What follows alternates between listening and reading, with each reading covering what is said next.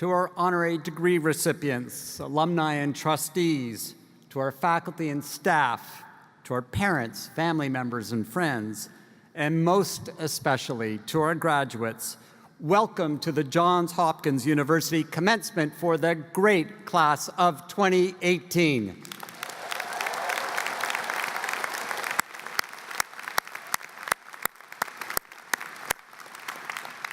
So I'll confess, I look forward to graduation every year as a moment to celebrate the successes, the many successes of our students.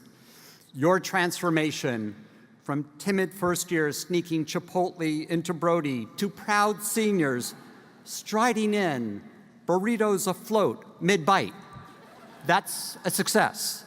Your persistence in offloading your Iggy tickets to this day. And your domination of meme wars with an unnamed Midwestern university.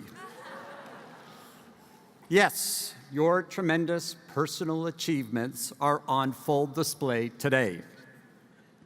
But today, as you know, is not just about you.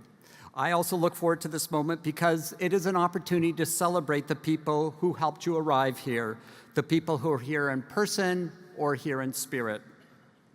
Graduations are one of the great milestones in the life of any family, however you define it.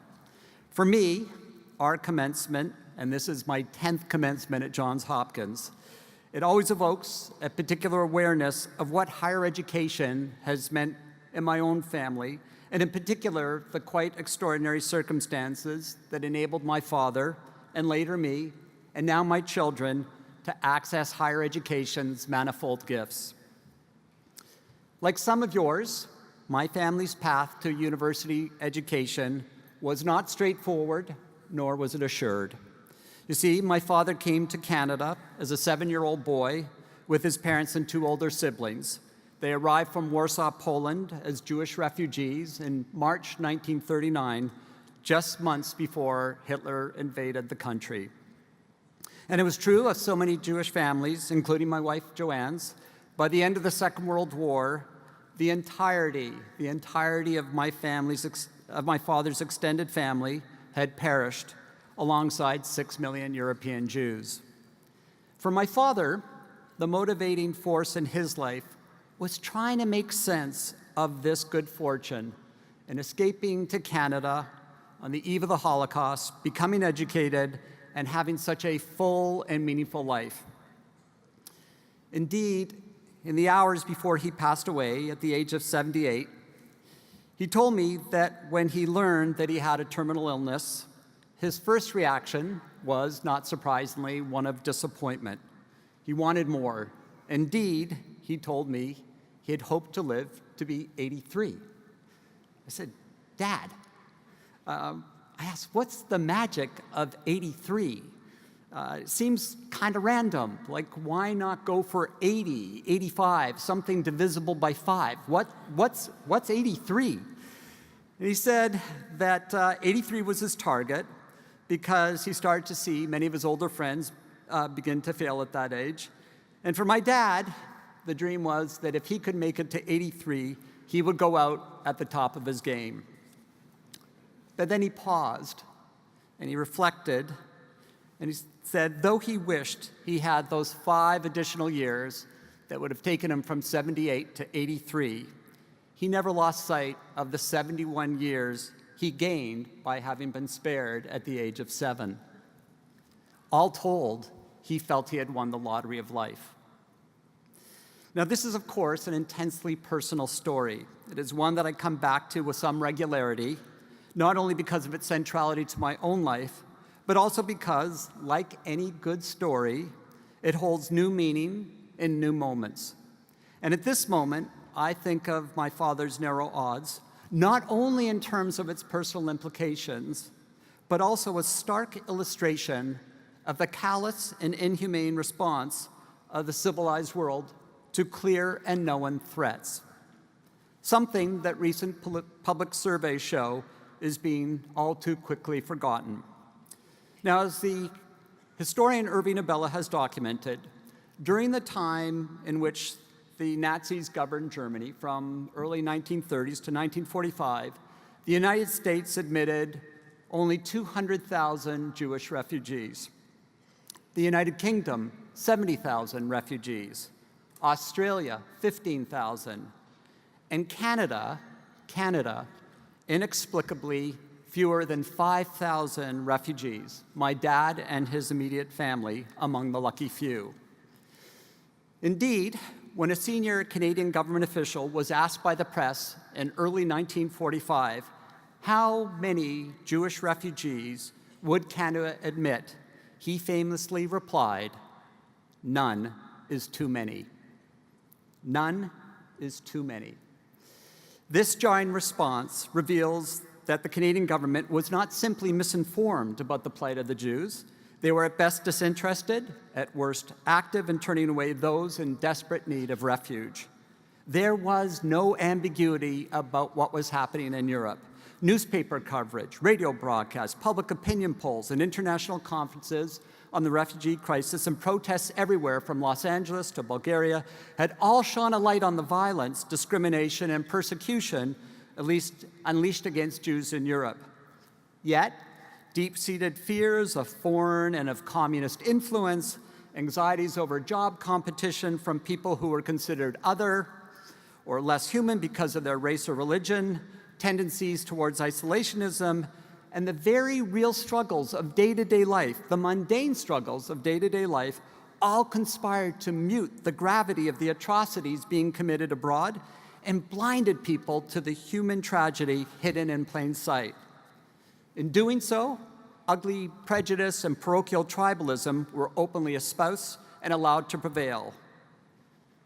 And of course, parts of this sound vaguely, hauntingly familiar. Around the world, examples of such prejudices are legion, and they are not consigned to history, but very much, tragically, part of our present. The rise of nativism in elections across Europe, the sectarian violence that is rending the Middle East, the increase in vicious activity among hate groups targeting people of color here in America. How does this continue to happen? In the early 1950s, social psychologist Muzaffer Sherif and his colleagues conducted the iconic Robbers Cave study to answer this very question. Some of you may have studied it here while at Hopkins. And as you know, for those of you who know the study, they began by recruiting 22 11 and 12-year-old American boys from similar backgrounds, same level of income, same educational background, same religious backgrounds, and took them to a secluded summer camp. And in classic color war fashion, they were split into two groups, the Eagles and the Rattlers, and were thrown into a series of contests with one another. And in a matter of days, these groups of boys, these two groups, began to dislike each other intensely. Name-calling and vandalism quickly escalated to physical aggression and violence.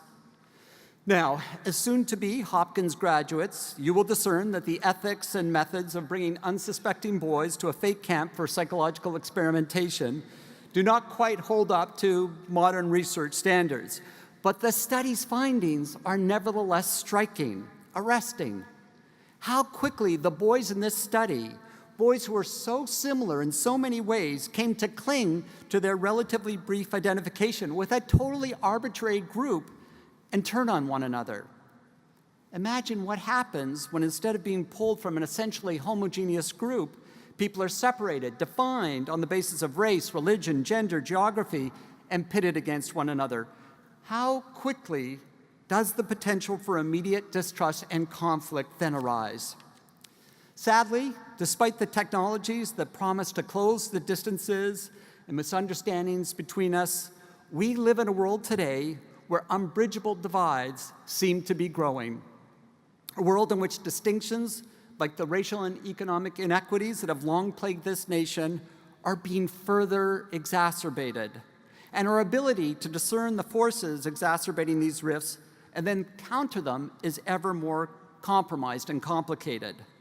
Mental fences are erected that limit our capacity to see others as fellow human beings, deserving of recognition, respect, and compassion. Mental fences that allow people to tell themselves the stories they want to hear instead of grappling with the difficult, unnerving truths that are right in front of them.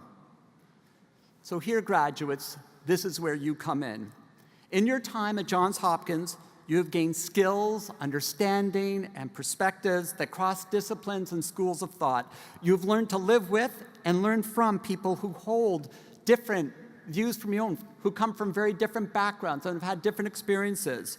You have wrestled with complex ideas and brought to bear the tools of reason, evidence, principle, and debate.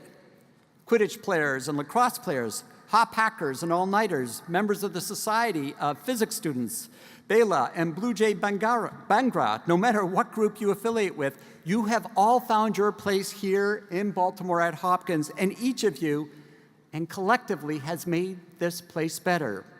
So today, I'm calling on you to use all that you have learned here to recognize and confront your own biases and to help others do the same, to champion the idea, it's a simple one, but it's a compelling one, of the equal worth and dignity of all humans, to create and support institutions that share your values and challenge those leaders who do not, and indeed, when they do not, vote. Please vote. Vote them out.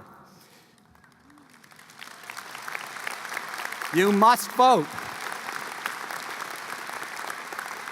Be the kinds of citizens who will identify the mental fences that hold us back from extending opportunity to people who seek only the fair chance to build lives of decency and meaning. Be among those, like your commencement speaker today, who are determined, committed, resolute at tearing down those fences. Indeed, all of us here, we are counting on you. In whatever way you heed this call, you will vindicate the work of those generations who built the civic, educational, and political institutions that have shaped good, sound, flourishing liberal democracies like the one we have in this country and have allowed us to thrive and excel. And you will, with your words and deeds, imagine and construct even better ones. Of that I am sure. Class of 2018, we are so very, very, very proud of you. Godspeed. Congratulations.